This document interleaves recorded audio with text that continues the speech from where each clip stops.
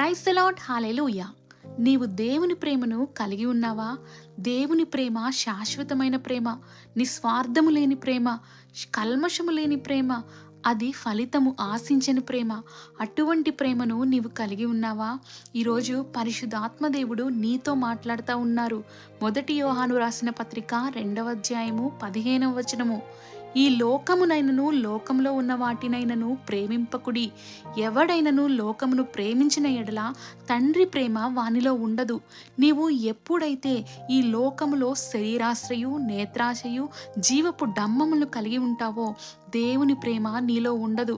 నీవు ఎప్పుడైతే ఈ లోకాశలను త్యజించి అసహించుకొని పరలోక సంబంధమైన వాటిని వెతుకుతావో అప్పుడు దేవుని ప్రేమను నీవు కలిగి ఉంటావు. నిస్వార్థమైన ప్రేమను ఇతరుల పట్ల చూపించగలుగుతావు. ఆ విధంగా దేవుని చిత్తాన్ని నెరవేర్చి నీవు నిరంతరము నిలుస్తావు.